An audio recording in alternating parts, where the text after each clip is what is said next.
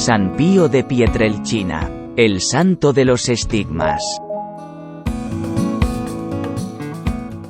El 25 de mayo de 1887 nació en Pietrelcina, provincia y diócesis de Benevento, el cuarto hijo de Gracchio Forione y María Giuseppa de Nuncio. Al día siguiente fue bautizado con el nombre de Francesco. Sintió su vocación religiosa a la edad de 5 años, cuando prometió consagrarse para siempre al Señor. A esa misma edad, ya sufría duras penitencias, se defendía de los ataques de los demonios, y era consolado por el éxtasis y las apariciones celestiales.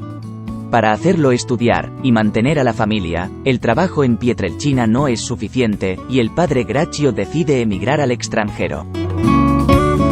Mientras tanto, la elección de Francisco está claramente delineada. Quería convertirse en un fraile con barba, como Fray Camilo da Sant'Elia a Pianisi, el capuchino mendigo, que a menudo ve en su país pidiendo caridad. Pero en el noviciado capuchino no hay plazas disponibles. Parientes y amigos tratan en vano de convencerlo, de que pruebe con alguna otra familia religiosa.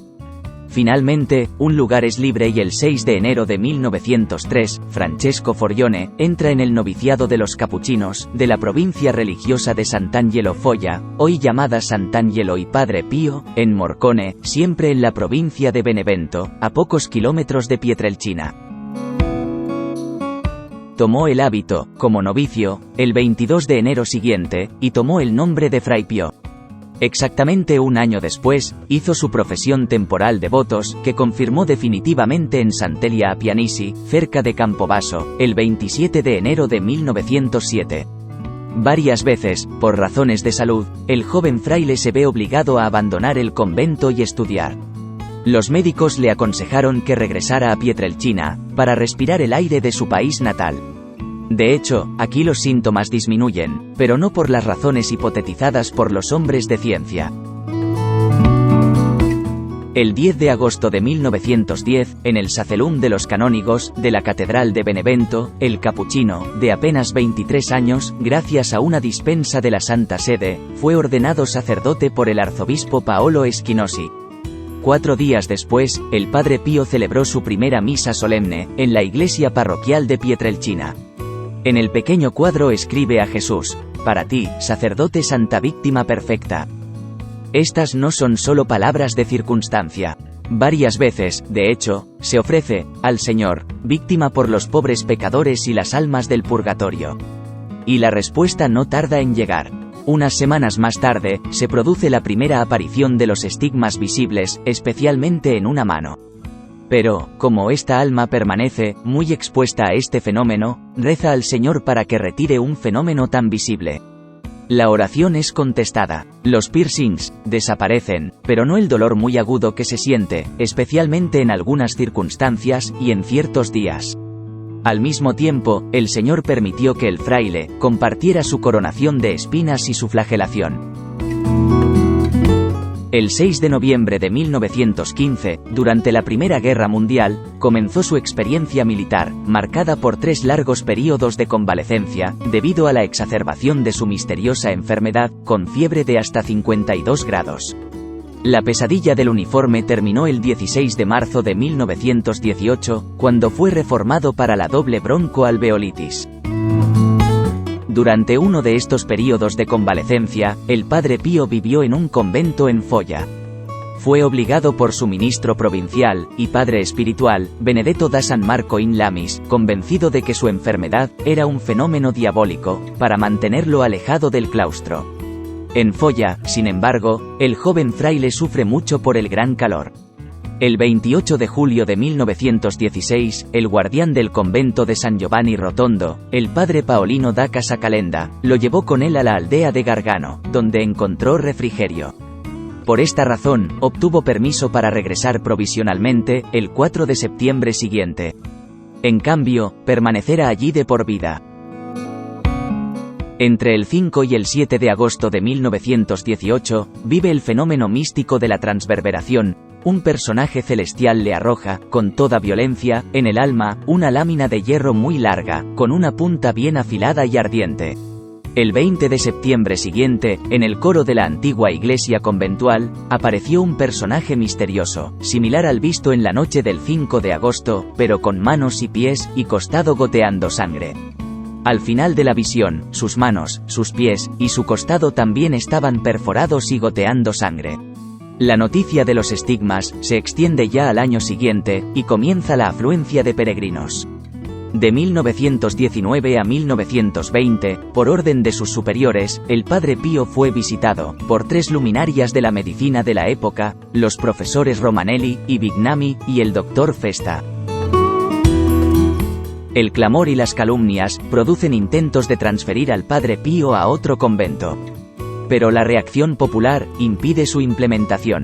En mayo de 1931, el Santo Oficio retiró del Padre Pío todas las facultades propias del ministerio sacerdotal, con excepción de la misa, que solo podía celebrar en privado, en la capilla interna del convento.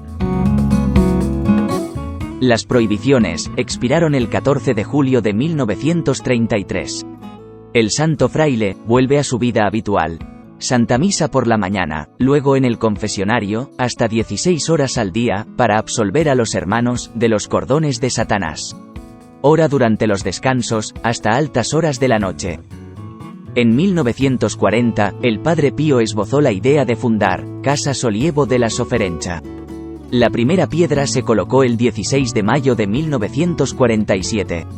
En el mismo período, nacieron los primeros grupos de oración. A principios de abril de 1948, entre los peregrinos que llegaron a San Giovanni Rotondo, había un joven sacerdote polaco, que se confesó al Padre Pío.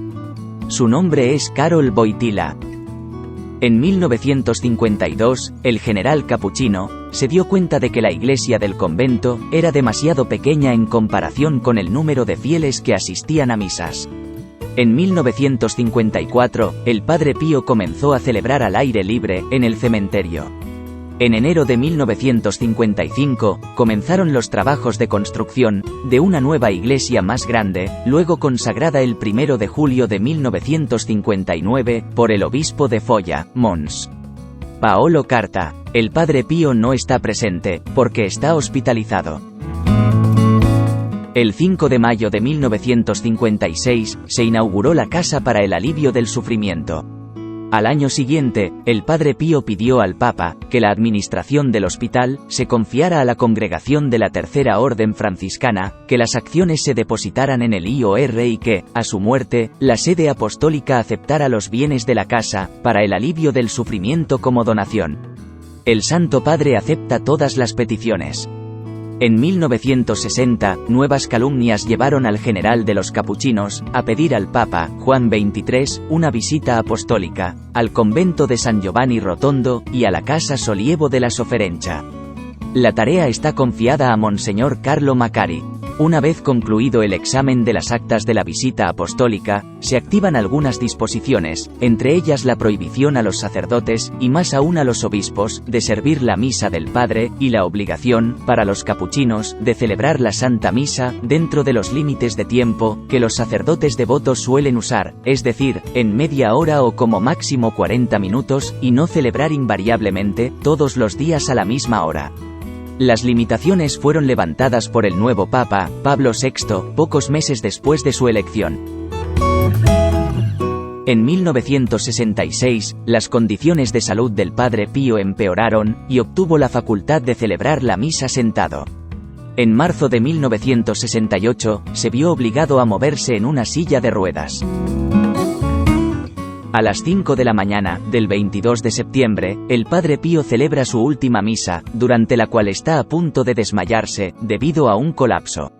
Llevado a la sacristía, repite sin aliento: hijos míos, hijos míos. A las 6 de la tarde, el Padre Pío imparte la bendición a la multitud, reunida en la iglesia. Es su última aparición pública. A las 2:30 de la mañana, del 23 de septiembre, el Padre Pío muere, pronunciando repetidamente los nombres de Jesús y María. Durante la inspección del cuerpo del capuchino, recién expirado, se descubre que los estigmas han desaparecido sin dejar rastro. Ya no son necesarios. Su misión como sacerdote y víctima ha terminado. El 16 de junio de 2002, en la Plaza de San Pedro, el Papa Juan Pablo II proclamó santo al Beato Padre Pío de Pietrelcina.